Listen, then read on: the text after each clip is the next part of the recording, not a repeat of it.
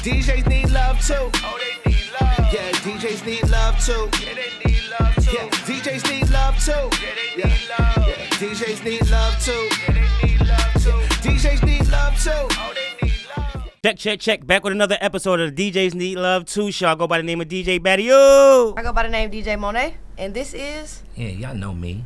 It's J Tek. I'm here, baby. Let's talk. Let's do it the right way. J Tek, big time radio host.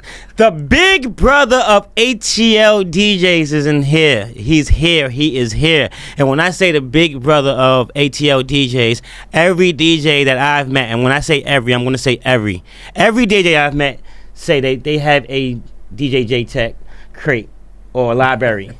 If it ain't you, it's A+, if I can just be very honest. You know what I'm saying? Wow. But you guys have gotten that name as the big brothers of ATL DJs because every DJ, Monae can contest to this, they give you your flowers, bro. So J Tek is here, baby. You know how hard it was to get J Tek on this show? Yeah. It wasn't that hard. Let them do that to me. So J Tek, for people who don't know, where are you from? I am originally from upstate New York. Okay. As you can see, I'm rocking it. You can zoom in on Big that. You know Buffalo, what this Big is. Buffalo. Nah, man, I'm from upstate New York. Yeah. I have lived everywhere, though. I have lived in so many places. So, you know, I think when I'm literally telling people about where I'm from, I'll be like, man, I could literally kind of say I'm almost a military brat because I have lived in so many places. But, yeah, that's my story. So when people ask you, like, if someone was to ask you where you from and what is your music based on, what do you answer with? I mean, I got to start with where I was born at. I was born in New York, and literally my whole influence of music came from there. But and I'll just throw this in. I enlisted in the military at 19 years old. And when I went into the military, I met a lot of people from the South. And they was like, man, you ain't up on that P, though. And I was like, yo, who the hell is P? Like, what? Yeah. Then you start hearing these records, and you're like, oh, wow. So, I mean, I got a big musical influence. Yeah. If you know me as a DJ, you know that my library is insane, and I mean, a lot of people got my library. I've shared it because I ain't never mind sharing it. So let me ask you this question. Being from up north, we already had a library, right? Yeah, We big had time. a straight up north music. Yeah. And then you come down here. Who was that person that helped you get that southern library to make you have that J Tek library? Wow. So I'll start by saying, back when I started DJing, there wasn't no damn libraries. You had to buy the records. Yeah, okay, yeah. You had to buy the records. But I learned from a lot of DJs. Emperor Cersei was such a monster. Yeah. God, he was a monster. Yeah. Rest in peace, DJ Cowboy. Yes. Monster. Yeah. A lot of those guys, Frank Ski. Yeah. A lot of those guys, you know, just watching them DJ and seeing them really, really, you know, on the culture, that got me in the game. Okay. Do you feel like up north DJs are more technical than southern DJs? I don't think it's regional anymore. Okay. I think it's about what you're attracted to. Yeah. Yeah, naturally, you could say that because that's what the culture is when you're up north. It is the technical skills part of it. It's not so much, you know, goddamn, this is my song, and that's all you're doing is playing a song. It's a lot of technical skills that is respected when you are from up top. And, you know, there's a few DJs who are keeping that alive today. Peace to Popo. Popo, yeah. That's a partner of the show. So when you're doing your sets, right? And just for me, I go out to your events a lot, and I see you playing. I enjoy your music. The new R&B. How are you receiving the new R&B now? And do you incorporate it in your sets? It's the wave. The new R&B is the wave. Listen, I mean, I'm going to say this, and it ain't going to be popular, but I don't give a damn. I'm going to say it. Hip-hop is boring right now. It's boring as hell. It's a bunch These are subway questions. I just wanted him to say that. It's a bunch of niggas selling swag and ain't talking about shit. Yeah. The reality is that at least in R&B music, people are showcasing real talent. And I'm not saying that if you rapping it, you won't have real talent. Don't get what I'm saying confused. I'm saying that you are seeing talent, and it's one of them things, man. That's what's happening. So, all right. So, for new R&B artists, how do you impress a J Tek? J Tek, who's going to be on radio. J Tek is going to actually get your music played at the club or lounge. How do you impress yourself? How do you impress a guy like you, being that you have this extensive knowledge of music? Be yourself and be authentic. Like, please don't come to me trying to sell me this swag. Like, if you can't be yourself and be regular first, there's no way that I'm gonna respect the facade that you're trying to sell me. And that's just honest with me. That's in life, period. And I think what he's saying is if you come in the club with a Gucci outfit on, you know what I'm saying, to the DJ booth, it has to, whatever you're trying to sell to me has to match that. You know what I'm saying? So you just got to make it make sense. If that is it. I mean, all I'm gonna see is that you got your fly together, and that's cool. Yeah. I'm cool with that. But if we can't have an authentic, communication, then I'm cool on you. Like, don't come to me with the BS. Don't think you could buy me. Yeah. Man, I got this money. Nigga, play my record. Man, kiss my entire ass. Yeah. Because some DJs can be bored. Yeah, some can. Yeah. I'm not that guy. Okay. That's dope. J-Tek, give me 3 clubs that you would bring back. First one of my very first authentic ATL experiences, Club Kaya. Jesus Christ. I've had so much fun in Club Kaya. I was just barely old enough to get in, but I was there, and man, that vibe, it was very few places that could match it. That's number one. Number two, Cheshire Bridge 112. Cheshire Bridge, yeah. Oh my God. It's the first time I ever in life saw Uncle Luke, who was then just Luke, and the 2 Live Crew, and that dope experience. Insane. And my third one, let's take it to Cobb County, man. Vegas Nights was crazy. Woo. Vegas Nights was a vibe. What year was Vegas Nights? I wasn't here for in this. the club. The whole pool, bro. Yeah, pool in the club was wild. Yeah. I want to say that was like 2002. Okay. Yeah, I had just got here. All right. Yeah. That was a different era of Atlanta. Yeah. Man, what? You had to be here. Yeah. Well, there's a lot of sections back then. Nah. Well, you know what? There were sections, but nobody cared. Okay. You had sections when you were just trying to entertain a large amount of people, and you still left the section and went to the dance floor. That's important you say that, because people think that these new clubs are just being built sections only. Sections been a thing. Sections has been a thing. Some people felt important enough to spend more money while they were partying, so they made sections for them. But like you said, people used to go get out their section and dance. Sections today are for your insecurities. Yeah. Oh, cool. Move. It exposes who you are. Most, I ain't gonna say most, there's a lot of women who won't even go to a club if the dudes that they plan on hanging with don't have a section.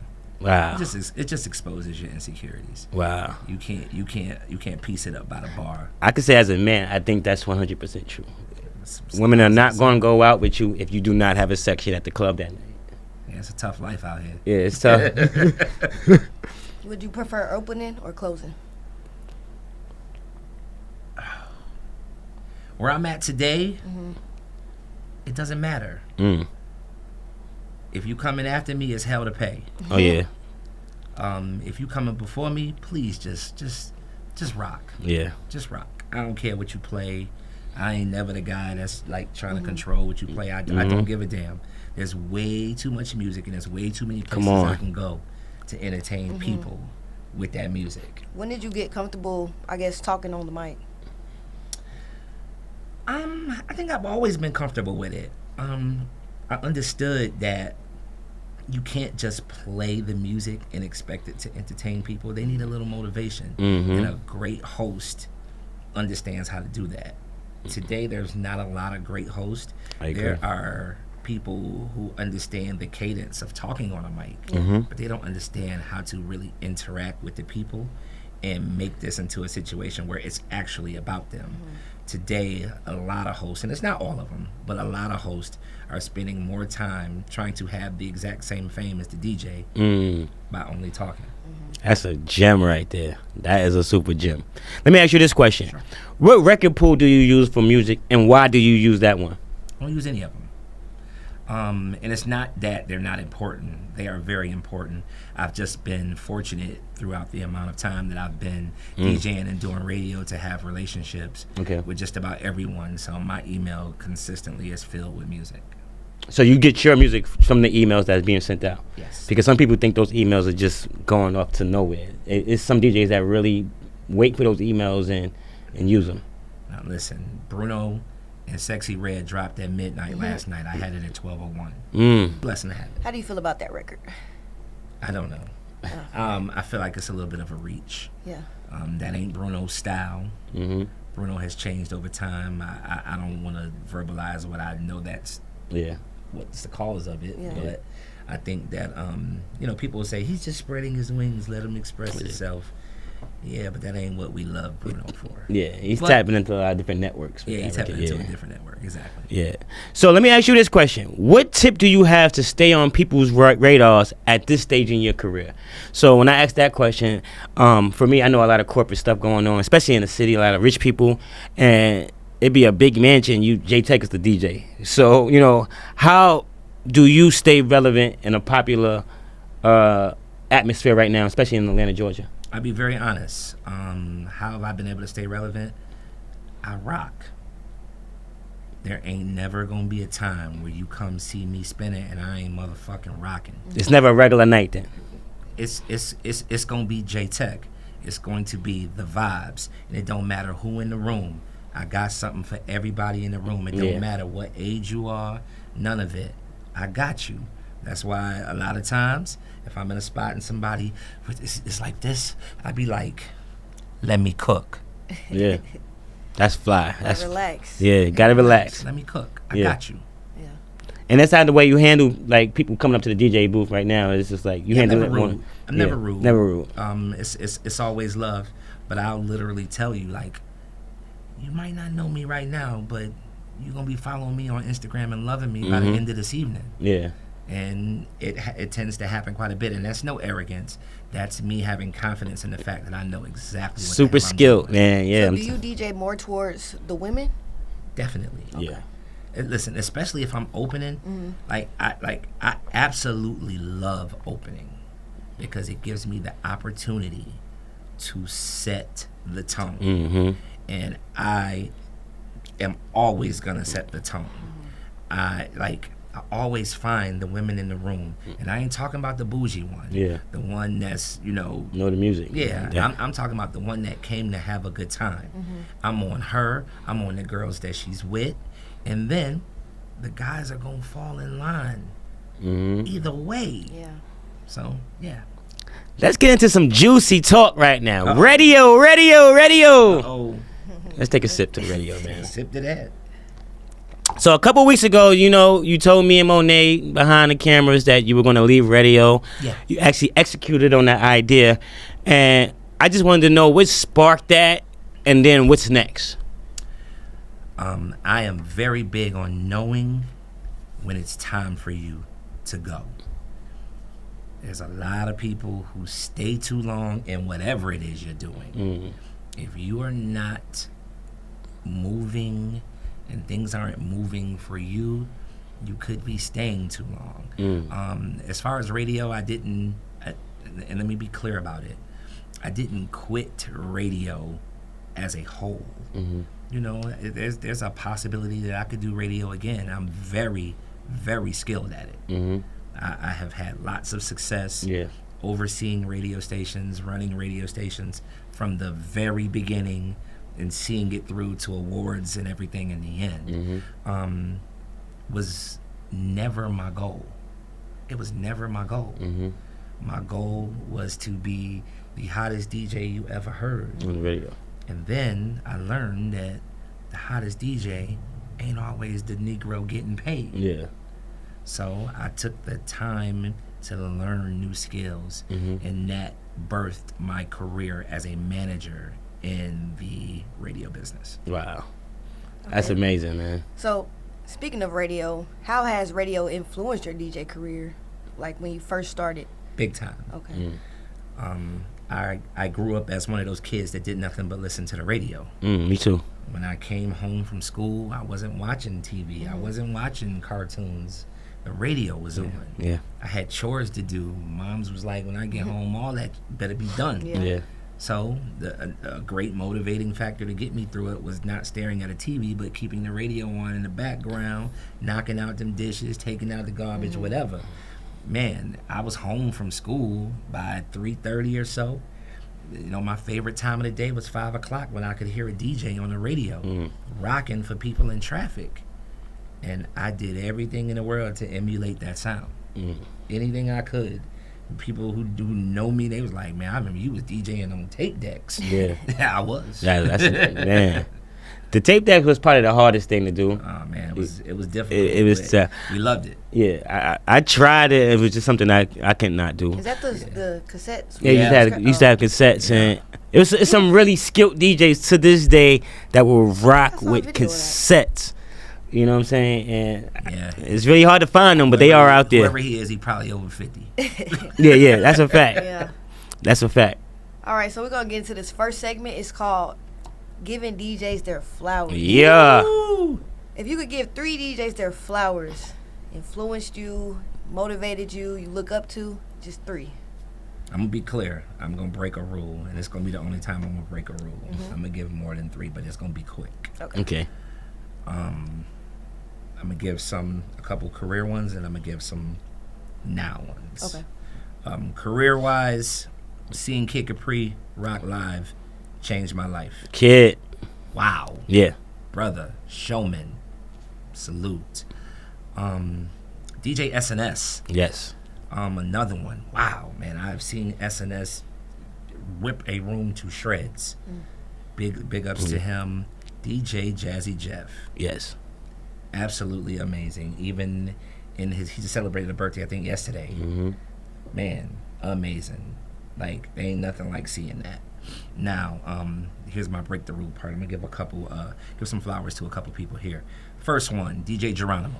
DJ Geronimo. Shout out to DJ Geronimo. I have seen him really grind and work hard at his craft, and now go from DJing to being in management of radio. I absolutely love it.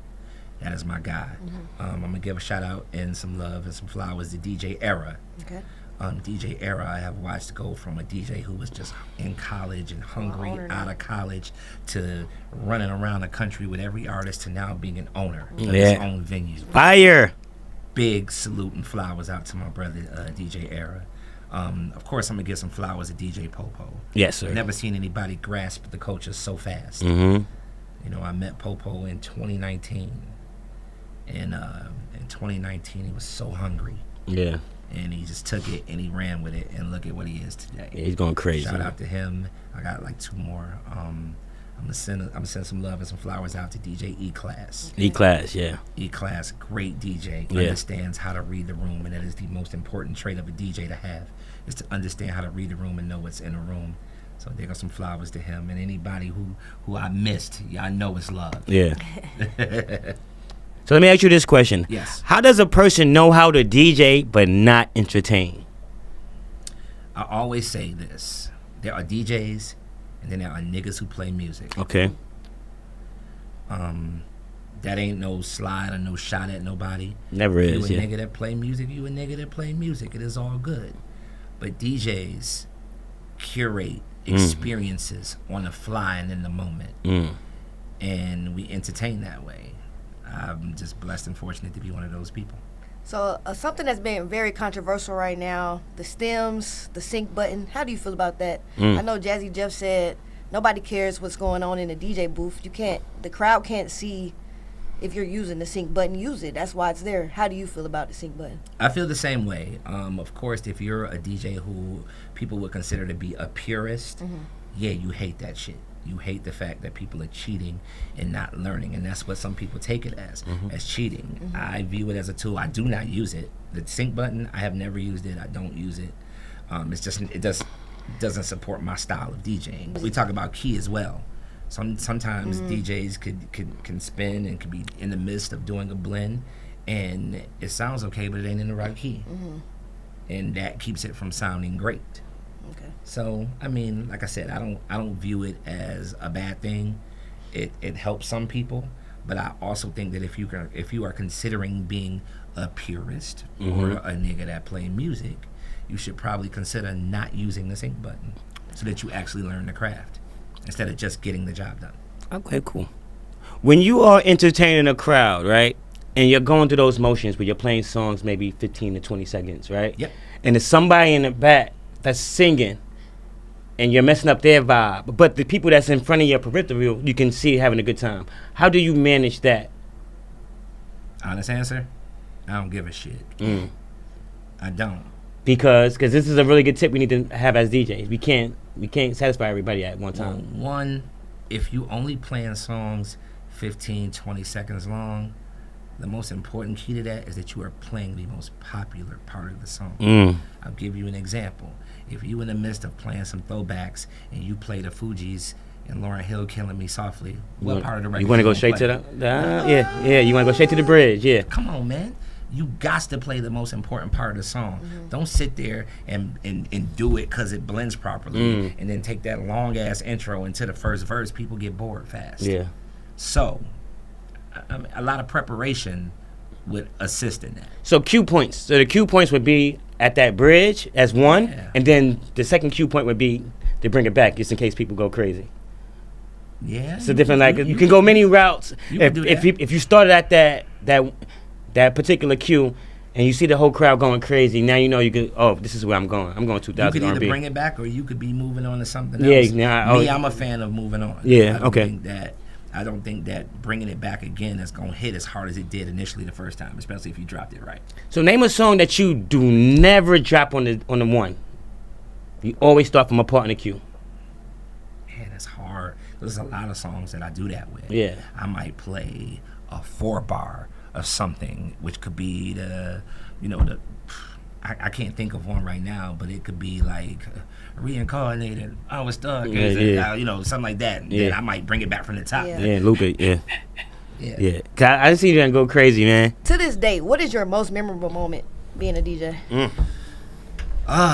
Most memorable moment, rocking in front of 43,000 people, Wembley Stadium, London. Woo. Crazy.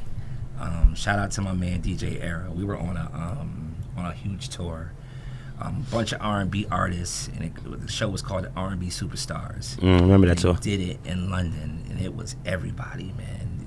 That was big in R&B. Genuine, Jay Holiday, Donnell Jones, Faith Evans, Drew Hill. It was so many people. Mario. It was tons of people. It had to be like 11, 12 acts on this show. And I was going second last. But I got to the venue early because it was right across the street from the hotel. And I'm just watching DJs just bombing out. I'm like, damn. Like, dingbats, y'all didn't realize that in London, hip-hop is not that prevalent. It's an R&B show. Why are you over here playing Future like these people getting ready to turn up? This is not what they do. So I'm watching DJs just struggle. But I already had in mind what I wanted to do. And Era, we were on the same flight going over, and I had my laptop open on the flight, and he was like, "What are you doing?" I said, "I'm preparing."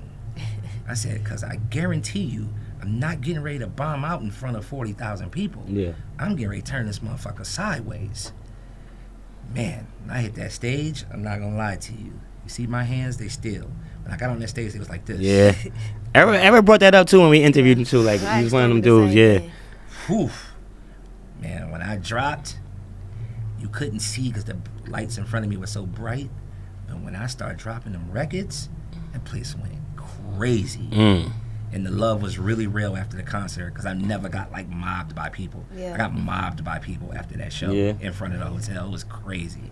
It was a dope feeling as a DJ, man. Because mostly that normally happens to the artist, and then sometimes the DJ got to watch the artist get all his love. You see the DJ in the back, you know what I'm saying, holding his bag sometimes. But this is when you get the same type of love, you know what I'm saying? I love it, man. Yeah, it was dope. I love it, man. That's what I'm saying. We need these experiences because we want to inspire the DJ community, you know what I'm saying? So when you do go on tour, have fun. Because sometimes people get depressed. Some people work so hard to go on tour, and then that first show they just like, I don't even want to be a DJ no more. You got to be around the right people, right? Let me say this too. DJs manage your expectations when you go out on these tours. And on top of that, remember, it is not about you. If it just so happens to be about you for that moment, that's great. But it's not about you. You are there to serve that artist. Yeah. You are there strictly to serve that artist, and that's what it is. I think that's 100% important, and it needs to be repeated to the DJ community. Like we got to step out of our bodies. Our job is to make the experience another level. Shout out to DJ Tone. You know, this is not about us. If anybody's thinking that this DJ thinks, and a lot of DJs go out on tour and they just like, I need to get the most out of all of this. You have to bring the most value to whoever you are DJing for. He's on tour right now, right? Yeah. And then you're gonna be able to get your own bookings while you are on these stuff. Yo, shout out to the city of London that has been so good to me. I've been 4 times. I went once with an artist and 3 times on my own. That's fire, Trail. Rocking. Yeah, it's been a blessing. That's what it's about, Trail. Like for real, like educating these DJs to be able to talk out for yourself. Like, yeah, you might go out of the country. This might be your first time going out the country, and it's with an artist. Now you got to put some type of legwork, so because you might not DJ for this artist next year, but you still want to be out of the country. So what are you doing when you have some off time? You know, we interviewed Stormy. Stormy gave us some good tips on how you talk to people. That's important when you're out these countries, that they can bring you back. You know what I'm saying? Same thing that you're bringing to life. Shout out to Stormy too, because Stormy has I seen it from the beginning. Yeah, I saw her grind from the beginning. So big ups to Stormy. That's my girl. You did talk about bombing. Has Jay Tek ever bombed a party? Or has your equipment ever messed up, and how did you... Equipment, yes. Okay. How did you get out of that situation? Because people don't think you bomb if that happens. Well, yeah, that's... they don't know what's going I ain't on never up really there. cared about that. Yeah. Because if you get the opportunity to see me and we ain't got no glitches of any kind, give your heart to God, because your ass belong to me. Yeah. That's on everything. Yeah. It's a dope DJ right here. It ain't just cap, baby. It's No, it ain't no cap. And I feel That's like... why I can speak it like yeah. that. Some DJs can't talk it like that. Yeah. Some people let their likes and they followers talk that ish. No, this is a dope DJ. And I'm asking you this question because I've seen him play. I was telling Trevor in the background, like, when I'm off, I will go see Jay Tek opening sets. Because I know Jay Tek will probably leave before 12. And what he does is, and I'm right or wrong, he would do a mix in a blend. But if you go to another party, it's not the same blend. And a lot of DJs go down their BPMs and have the same blends. What is your thought process when you're doing these live blends? Because it's never the same. And can we educate DJs to be creative, even if they are in residencies? So I think that for people who love to do stuff like that, like I am a mashup monster. Yeah. I love doing them. But here's what I have noticed. And what I've learned, you have to know when to use that. Okay. Every song don't need a mashup. Every song don't need a mashup. Please, don't disrespect certain songs that we cannot disrespect. And I applaud the creativity. I really do. But everything in this business as a DJ, other than knowing your craft, everything is timing. Yep. It is timing. You have to know when to use that. If you use it at the right time, it's gonna hit like it's supposed to. But if you doing it just to show people that you know how to blend a couple records together and it just doesn't really fit the vibe of the room at that moment, you hurting yourself. Some of the mashups be not mashing. For real. There's not a lot of mashed potatoes going on. It's not mashing. It's not mashing, bro. I can vow to everybody in this room and everybody that's behind that camera, you ain't never gonna hear that from me. Yeah. I work too hard at what I do. You ain't never gonna hear that from me. So speaking of working hard, when did you get to the point in your DJ career where you like, okay, I'm standing on my price. This is my price. I'm not coming outside if I'm not getting this. Later than I should have. Okay. Later than I should have. This is good shit, right? I didn't stand on it in the beginning. I have been fortunate in my DJ career to see a lot of tides change. Okay. So there was times where I was taking stuff just to take it. And I got off of that I think we all been when I noticed that when I ain't there, that vibe ain't right. Or when the word consistently coming back, that vibe ain't right. Damn, you ain't here? Shit. It's like, oh shit, yeah. Okay. There's my value. Yep. There's my value, and I'm gonna stand on it. And I hadn't had to have a lot of really tough conversations about it. I've been fortunate where the people who I've worked with understood that like, yeah. They was waiting for you to ask. Yeah. They're like, yo, like, you can't even be mad that he asking for it. Like, So how do you ask for more money? I go ask. I ain't got no shame in asking for asking what it for the is. money. Yes, I'm like, hey, that's what it is. Oh, my bad. Yeah. So it was more so like, look, man, what I'm providing is worth that. Yeah. And I ain't trying to break the bank neither. I understand that, look, we got this many people in this room and this is what we entertaining. So I can work with you in that area. So what do you say to the DJ? You can look right at the camera when you enter this. That's scared to ask for the money. If you scared to They ask, have the skill set. Mhm. They have all the equipment. They have the EPK. They got every DJ product you need. But they're scared to ask for the money. What do you say to them? the worst they could tell you is no. Just straight up. The worst thing they could tell you is no. And you either have to be willing to say, all right, cool, I can wait a little more time, or you got to be willing to walk. And I have walked several times. I ain't never been afraid to stand on the business. I have walked. I mean, like, we just talked about it a little while ago. I walked from radio, from the situation I was in. One, I knew it was time, and you know, two, I had to stand on what business I had to stand on. Because if you look at Jay Tek's Instagram right now, it says standing on business. You know what I'm saying? And I love that. It's because you knew your value from beginning. You continue to put your value out there. Now you just executing your value. Yeah, that, and you also got to be cool with understanding that not everybody's going to see your value. Yeah. Not everybody is blessed with that vision. They can't always see it. So on. if they can't see your value, it doesn't mean that you're not that valuable. It just means that they asses can't see it. It wasn't for them. It wasn't for them. I love You've that. Jay. outgrown them. Yep. So have Jay Tek outgrown radio? No. I said that earlier. Yeah. Okay. I haven't outgrown that business. That business provided a life for me and my family, and you know, I will forever be grateful for it. Will I do it again? Yeah. I don't know if I was it'll gonna ask you that be. question, too. I don't know if it'll be in the city of Atlanta or not. But at the end of the day, I'm not worried about that, considering the fact that I did it and did it at the highest level. Yeah. So I don't have anything to prove.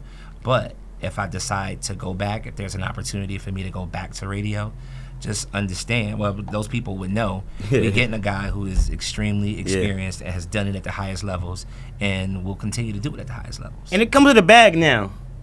Yeah, it can. Okay. No. I want to know.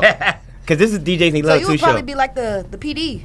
Oh, I've been a PD several times. Okay. I've been a program director. Whew, Lord. So I you- started as a program director. My first time programming was 2006. Okay. Wow. So 19 years. Almost 19 years, yeah. The last 19 years of my radio career have been, I've always been a PD up until very recently. Okay.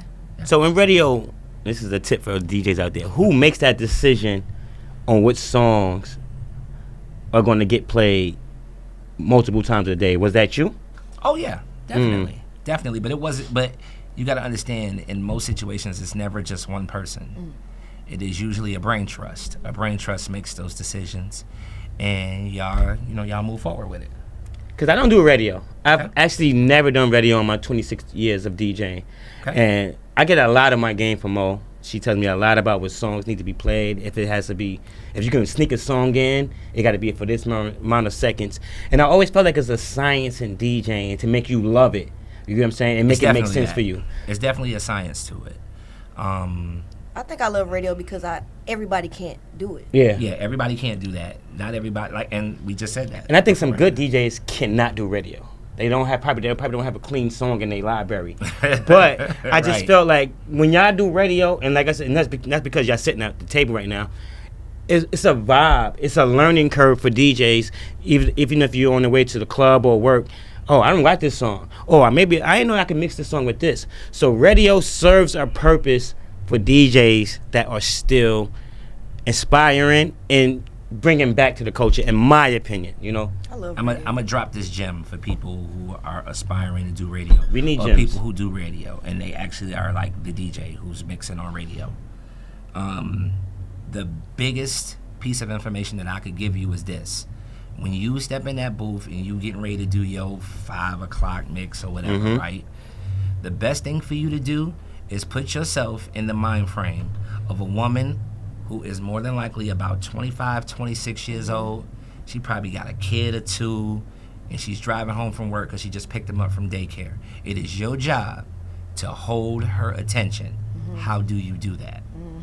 You literally play song after song after song after song that she can what? Sing along to. That way her attention is not on changing the station. Do you pick those songs?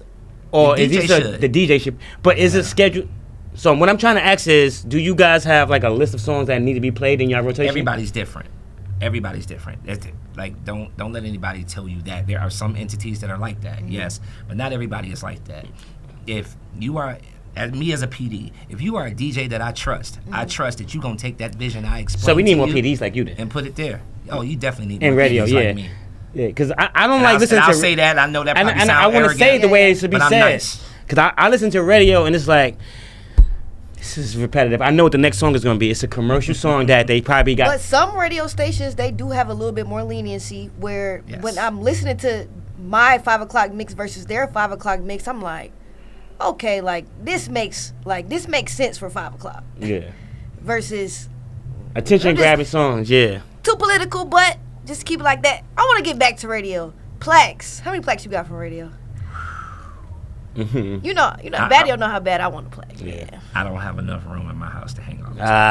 Let me get one of them. I got a lot, and Let me that's get two. not a flex. That's a blessing. Yeah. To have those. Why do you think they took them away? Like, It just costs a lot to make them. Yeah. That's all. It isn't about taking it away from y'all, because somebody might say y'all don't deserve it. It's nothing like that. It costs a lot of money to make those plaques.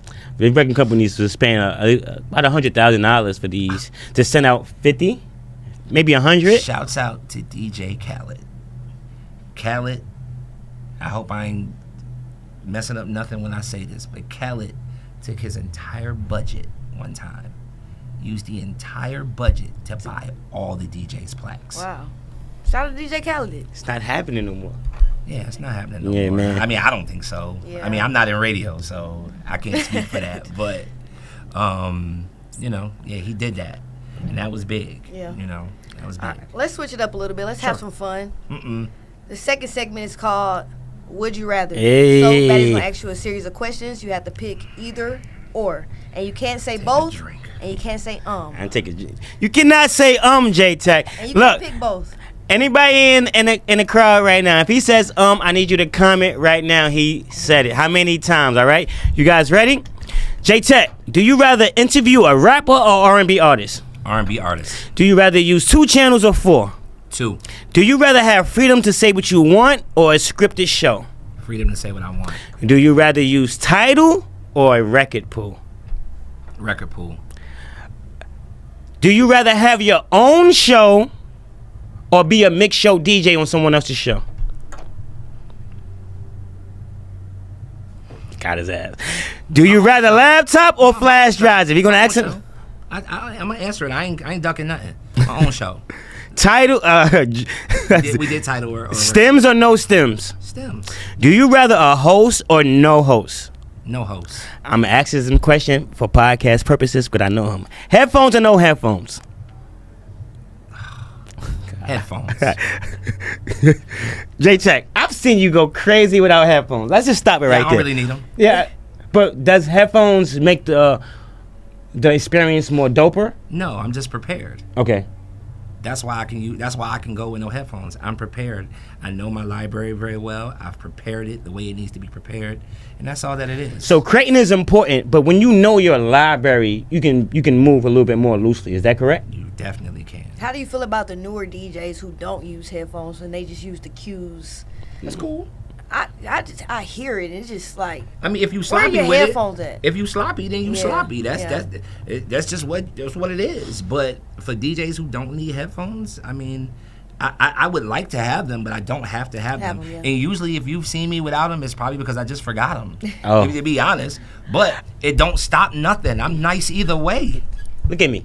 I've seen this man go crazy. He's seen me. I pull up on him a lot because when I want to go catch a vibe, I catch his set because he likes to do the early sets. Yeah, I do. He done told Monae he does like whatever, but he likes to do the early sets because he really enjoys setting the vibe. Am I right? That's exactly. And I like when the vibe is setting because anybody who knows me, I don't even stay in the club past 12 o'clock. And I like to listen to Jay Tek sets because he goes crazy, man. So I want to ask you this question. Sure. What is the best controller you use right now that makes you do your job at 100%? I don't think that there's been a lot of stuff invented, but I really love the SRT 1000. That's just That's me. my favorite, yeah. That's I got right here too. So what about how you feel about the Rev 7, the Rev series? I'm not I mean, don't get me wrong. I like it a little bit, but I mean, I'm not one of them people who's chasing the feeling of the old turntable. I'm not chasing that. Like it was a time. It was great. Yeah. You won't catch me carrying them heavy things around no more. Yeah. It's a wrap. The Rev 7's okay. It's not what I prefer. I really do prefer the SRT 1000. I mean, it could be because I've been on it so long that I'm just comfortable with it. But So you know they're not making no more SRTs. Are you okay with that? No, But using I'm not. also. Then make a few more and send me like 2 of them. Yeah, and me. I think because I read the Serato firms a lot. Yeah. Like at least once a day I watch what people are really thinking, and they're going away from that because I think a lot of people are not putting that intel that SRTs have a better feel. You know, even Popo said he likes something that spins a little bit more. You know what I'm saying? Yeah, he definitely does. Yeah. He likes So- he's chasing that. That's why you'll either see him on a Rev 7 Or or that, his turntables. yeah. Because he's got to have that feeling That of feeling. that moving platter. Okay. I don't have to have it. I mean, I can rock with it, but I don't have to have it. Popo did a scratch class, right? Mhm. And he taught TJs to go in the settings and adjust the fills to like from 1 to 0.7. Is that something that you can do? That you do and recommend? In the beginning, I do it, and then I don't ever touch it again. Yeah. So, yeah, I'm not that technical with it where I gotta do that. Because some DJs, you know, that original, how it comes, the factory settings, Yeah, it they might right. go skirt, but when you adjust the settings, and I learned this the What other day. sound? What sound? The skirt. But you want that cut, you want cuts, right? You know what I'm saying? Yeah. And most people are getting that skirt, you hear a lot of the beat. Yeah. And, you know, Popo was teaching the fact that when you adjust these levels, you get more cut. You gotta do that. And you get more gotta do that with a Rev. Yeah, you know, with You the ain't gotta Rev. do that with an SRT. Right. So let's switch it up a little bit. Sure, he's vouching. Get a little bit more serious. DJ Hill. You did serve in the military. Like I said earlier, thank you for your service. Thank you. Sir. How important is it to stay healthy as a DJ with just, you know, the liquor, the hookah, the maybe unhealthy eating? Yeah. Like how important is that? I wish I would have learned that sooner. It is extremely important. You know, for a long time, I'm just gonna say it. I feel like I was a tequila abuser because I worked all day in a radio station and then I partied all night. So from the time I got to the club, I might have a live broadcast that started at 10 and I'm rocking that broadcast till 12. But by the time I got there, I'm exhausted. So I done made friends with the bartender like, yo, I'm gonna need a Red Bull and I'm gonna need a shot of a real smooth Repo tequila. And that became, you know, kind of routine for me. And in that, I gained weight. I literally almost became a diabetic. And that scared me into like really getting right. So I probably dropped too much weight too fast because I was so nervous and so scared of becoming a diabetic because I saw older members of my family be that. Yeah. And they didn't manage it well. We're losing a lot of DJs from diabetes, right? Yeah. If we can continue to be on this serious tip. You just gave a lot of jewels, but what other tips did you give for DJs while they are performing live? If you're gonna drink it straight. Probably best for you to stay away from dark alcohol. Probably best to stay away from that. If you're gonna drink tequila because it don't have no sugar in it, and then don't chase it with anything because what you're chasing it with probably got a lot of sugar in it. So you should probably stay away from that. That's a tip. Okay, since we giving out tips, give two DJ tips. Anything, 2 DJ tips that you wish you would have known as an up-and-coming DJ. I think that's that important. somebody didn't tell you that you wish somebody would have told you. Let's skip the line real quick. I'm gonna give this one, and this one's a big one. Even more than having the skill level, please understand how to read what's in front of you. Read the room. If you got a bunch of grown women in this room and they need to catch a vibe because they worked hard all week, give them the vibes they looking for. And if you don't know those vibes, be honest and say you don't know those vibes, and then go figure it out. Because it's a lot of DJs like myself who understand what's in front of them, and they give them what they need. So figuring it out is watching the JAY TEK live. Figuring it out is going that. to a Monae show. What's figuring it out for you as a DJ who's trying to figure it out? What is your opinion of figuring it out? Go talk to some people who do it at a high level. And, you know, some people you got to deal with differently. Some people you got to walk in giving them their flowers or whatever. I ain't one of them people. You come in and you tell me you looking for knowledge, I will talk to you like a civilized person, and I will just tell you what you probably should do. Other than that. And just to contest to that, Check knows I've been trying to get him on the show. I said he's not answering my DMs, so let me go pull up on him. And I pulled up on you and introduced myself, right? And it wasn't nothing personal. I just was a dude that never be in my DMs checking them. And he said that to me. And then I went to another event, and then I went to another event, and then the fourth event is when I asked you to be on the show. Yep. Because I want him to see that I'm just not this person. I actually like the way you play, and I think you're going to bring value to the show because of your knowledge and just the love that you have for the game. Some people do not have this love for the industry. And even pulling up to our stuff, we appreciate that too. Yeah, man. Listen. I live to inspire. If I can just say anything about myself, I live to inspire. I think it's important. People pour it into me, and I love pouring into people, giving them whatever knowledge I can give them, and you know, helping them get to their goals. You know, shout out to my man Geronimo. He gave me my flowers on this show and said that I really looked out for him, and I did. And I'm glad I was able to do that. He don't owe me nothing ever in life. Yeah. So, the reason why we're here. That's right. The most important question. Only question that we really need to ask. Why do DJs need love? Because if we really are there to DJ, we there to serve you. And we making it about you. We literally doing everything that we can to take the stress off of everything that you had to deal with during the week. You know, like I said, I live to inspire, and I never thought about it like this until this very moment. I live to entertain, and I do it at a high level, and I've been blessed to do so. So that's why DJs deserve the love we get. I think we should take everything from that. DJs live to entertain. If take anything from this interview, live to entertain. You know, rightfully speaking, we dope. We DJs already. We probably do this. We take care of our families. But if you're not living to entertain, you are disserving this industry. Okay, this industry is being flooded with people from any and everywhere. And you're doing a disservice to the people. And your crowd, the people that's actually coming out to pay to hear music. Let's serve them again. Let's get back to serving. Yep. You serve and you still get money. That's just the bonus about it. Yeah. But serving, like how you said, you don't know what people are feeling. You don't know how people are looking. You don't know what people are dealing with. But when they came to that club, when they came to that establishment, you made them feel like, oh my God, that's DJing at a high level. Yep. If you're not doing that, if you are not doing that, you are just playing music. Exactly. And I want you to understand it's a difference. Big difference. I had to say that shit.